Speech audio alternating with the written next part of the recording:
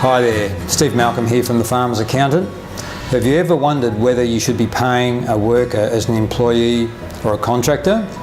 Some people like to be paid as an employee, some people like to be paid as a contractor. Does it even matter? Turns out it matters quite a lot.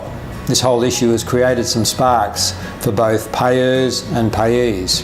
Why has it caused the sparks? Well, the worker may want to be paid as a contractor because he may want to get all of his or her money up front, which is what happens with the contractor. The worker may want this because perhaps they're wanting maximum cash flow now for various reasons. Alternatively, the worker may want to be paid as an employee and have the additional superannuation payments and have tax withheld. On the business owner's side, they may want to pay the worker as a contractor because of the reduced paperwork. No PAYG withholding, no superannuation, it's lovely. So you can see that there are some pluses and minuses involved for both parties. The whole contractor versus employee issue has come to the attention of the ATO, and they're busy putting systems in place so that the employee who is paid as a contractor are increasingly likely to get caught. Contractor payment summaries are now required by the building and construction industry and will be spreading to other industries. And this is a means of reporting to the ATO the contractors that are working for you, the business owner. So what's the downside of getting it wrong for the business owner? If the ATO identifies that you've been getting it wrong, that is, you've treated employees incorrectly as contractors, they'll require back payment of the PAYG withholding that you should have paid. They'll also require back payment of the superannuation that you should have paid. There's also potential for significant fines per breach on top of that. So now you may be thinking, Steve, you don't know how hard it is to get workers out where we are. In fact, no one will work for us unless I treat them as a contractor. And this is where you're venturing onto dangerous ground.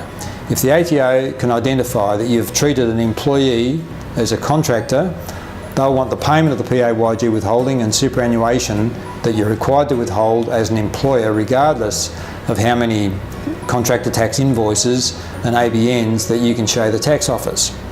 In other words, the ATO can simply ignore the contractor tax invoices because the worker fits the description of an employee and should have been paid as such. How can you tell the difference between an employee and a contractor? Well, there's no one specific factor, but the main indicators is the degree of control exercised over the worker, the risk assumed by the worker, the place of work, and performance of the work. So for instance, an independent contractor conducts their own business by entering into contracts with others and can delegate or subcontract work to another party.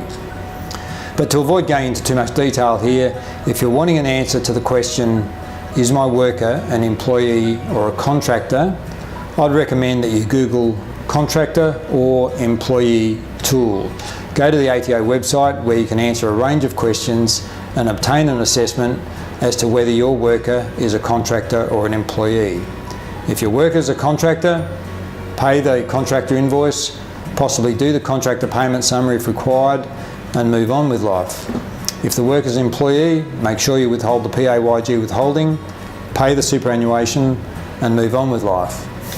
So there should be no reason though for you to get this issue wrong. If you wish to discuss it, feel free to give us a ring here at the Farmer's Accountant or fill in the details below and we'd be happy to talk with you. All the best.